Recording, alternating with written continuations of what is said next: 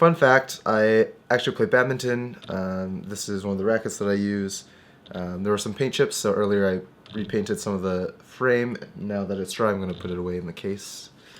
I also realized that the cases I got don't actually have my name on them, so let me just write my name on this real quick.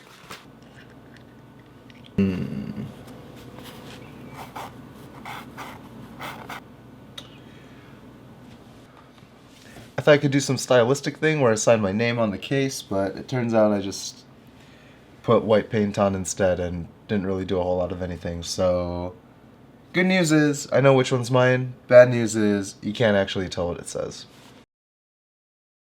Hey guys, it's me cyoubx. This is a new camera angle and it's only temporary because if I let go, the camera's literally gonna fall over. But what I wanted to talk about today is that this is a cube that I really enjoy. This is the cyoubx GTS2M. I think this cube has done me really well in the past.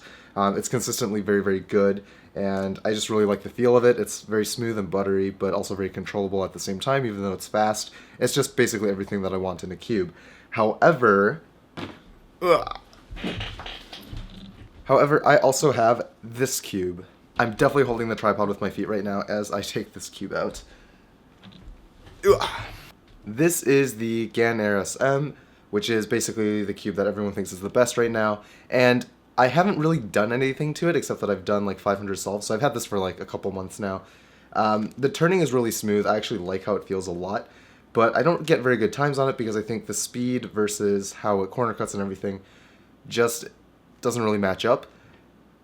So what I want to do in this video is actually make this cube good and potentially be a new main, but also cover some of the things that I do to make my cubes good, because if any of you have ever felt some of my cubes, you'll know that I typically tend to have really good cubes, and I'm not just talking about the cosmic ones, but the ones that I set up myself as well, and I always get questions about how I actually set up my cubes, so I figured in this video not only will I try to make a cube good, but I'll also go over the process that I do to make cubes good. So let's do that. Alright, so of course these GAN cubes come with these additional springs. If you've never seen one of these GASM cubes before, let me just show you what they look like. So here you can see that these are all of the nuts that you can have. So in this pack there's 3 colors, and then in the other pack there's the other 3 colors. Honestly, this kind of packaging is cool, it looks nice, but it's so gimmicky that I actually hate it. Regardless, I'm gonna open this up, which is impossible to do. Oh my god.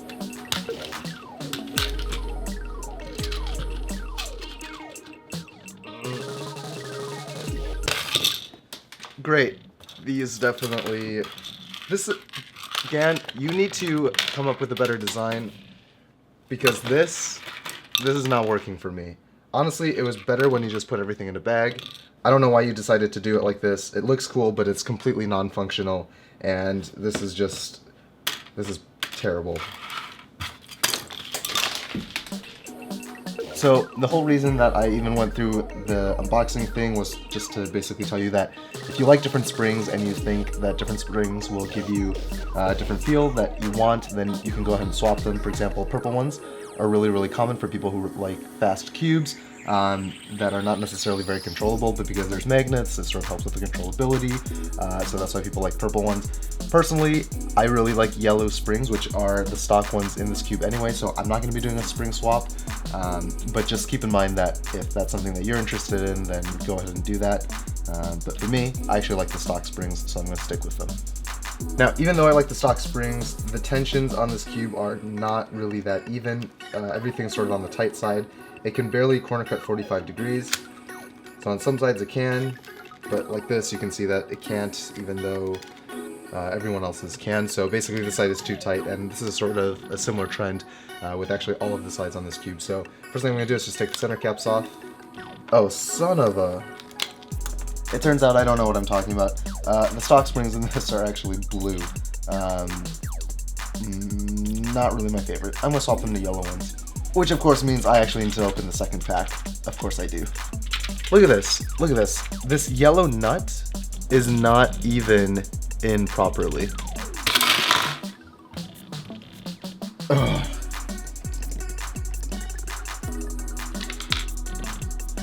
So as a general principle for GAN cubes in particular, the strategy is basically to have the nut be flush with the screw. This is actually going to be on the tighter side, so realistically I'm probably going to have to loosen this later, but as a starting point, I like to have the screw flush with the nut, which is actually how this was tensioned previously as well, so that's why I know I'm going to have to loosen it. But again, as a starting point, it's not too bad.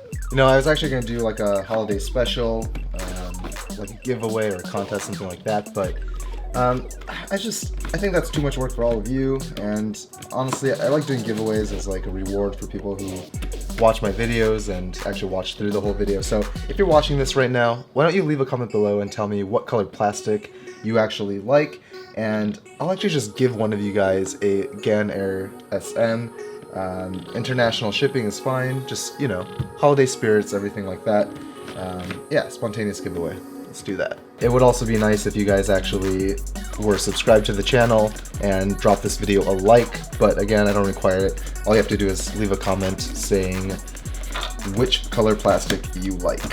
So now the cube is tensioned with the new springs. I'm not saying that these are the right tensions, but they're at least even tensions, and we'll just do some turns.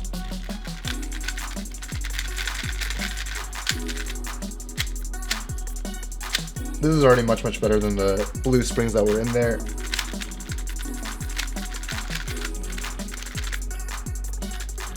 In general, the tighter springs are just nice because they do give it a more springier feel, which is really good because it actually does help with corner cutting in my experience. So you'll notice that some sides actually turn pretty well and it corner cuts really well, whereas other sides like this white one have trouble corner cutting 45 degrees. So a common misconception is that people think that you should actually tension it first before you lube it. Actually, sometimes lubricant is all you need to make corner cutting really good, because clearly the tension's already even right now, so it's weird that some sides turn better than others, which means that lube might actually be the answer. Now, as far as lubing goes, people think that I lube my cubes really well and they want to know how I do it. If I'm being honest with you, I think the type of lube you use is pretty overrated. So generally speaking, I just like to pick lubes that actually complement the cube. This cube in particular with the yellow springs is not super fast and not super slow, but it is kind of smooth. So I would probably pick something that's sort of in the middle. If this cube were really fast, I would probably pick something that's slower, and then if the cube were really slow, I would probably pick a low viscosity lube to make it a little bit faster. But in this case, this cube is already sort of in the middle. I just want it to be a little bit more refined, a little bit more polished, and slightly faster. So I'm just going to pick a medium viscosity lube. I never remember which cosmic lubes are which, so I always have to do this. It appears purple is in the middle, so let's use this purple lube. And the way that I lube the pieces, pretty darn simple. I take one piece out, I turn this layer 45 degrees, open up the lube, I put a single drop on the piece. Maybe you can see the lube right there. And then I take this piece and I put some lube along here and along here. It's far more important to put the lube sort of where this white part is rather than sort of the outer parts over here.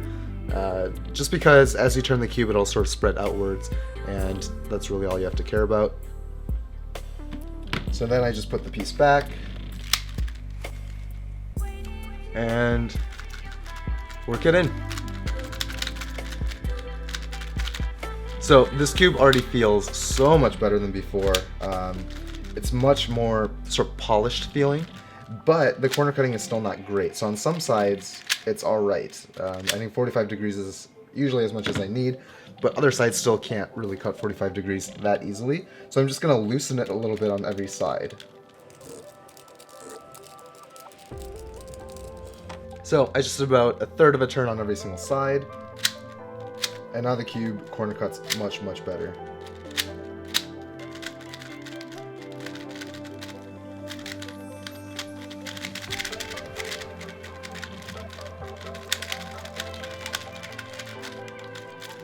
The cube is also a lot faster now. I like the speed, so I'm not going to change it.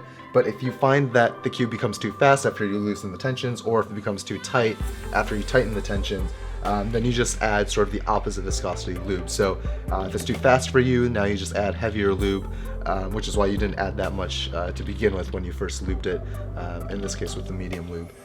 So once you are content with the tensions, you can just put the center caps back on. Keep in mind that as you work the lube in more and you break the cube in more, it could be that the cube doesn't actually have the right tensions that you want, and so you might have to go back and redo it.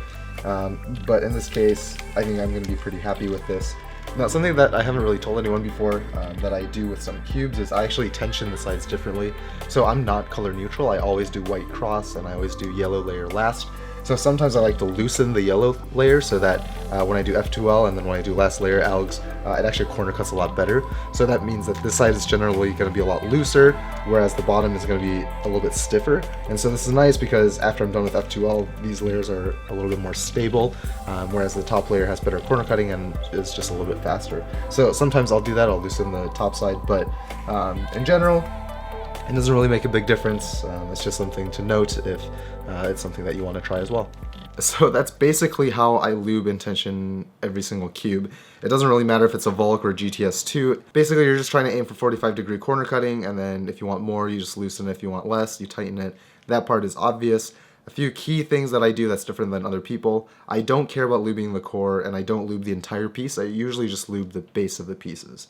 When choosing what lube to use, basically just choose the lube that actually complements the cube. If you have a really fast cube that you want to slow down, use thicker lube. If you have a really slow cube you want to speed up, use thinner lube. If it's somewhere in the middle, just use something in the middle. I think a lot of you might be disappointed in knowing that I don't really do anything special to lube my cubes, but then it sort of begs the question, well then how come your cubes are supposedly so good compared to other people's? And I think the answer to that is that I like to use cubes without any lube at all before I lube them. So I've already done about 400 or 500 solves on this cube, and I think that sort of smoothens out the plastic. If there's any flash or deformities on the plastic from the injection molding process, that sort of gets ground away by the pieces themselves before you add in lube. The problem if you add lube right away is that if there are any deformities, that stuff is going to be smoothed out by the lube, and so the plastic flash and all of that stuff might still be there, which causes the cube to be a little bit less refined. In my experience, just solving the cube before doing any lube or tensioning actually helps a lot, so you might want to try that for your next cube. It takes a little bit longer, but I think the final results is generally better. So there you guys have it. This is how I set up my GAN-AIR SM. This cube is now pretty good. I'm going to do a lot of averages with it to see if it'll replace my GTS2M. I sort of doubt it just because I really like the GTS2M, but this is not a bad cube. I've done a couple solves now, and yeah, it's pretty nice as well. Again, this is the GAN-AIR SM, and this is the Cosmic GTS2M. Both of these cubes are really good. Highly recommend them. I will have links to both of these cubes in the description below. And yeah, I don't know if I'm going to make another holiday video. I'm going to try to. But either way, thank you guys for watching, and until next time, toodles.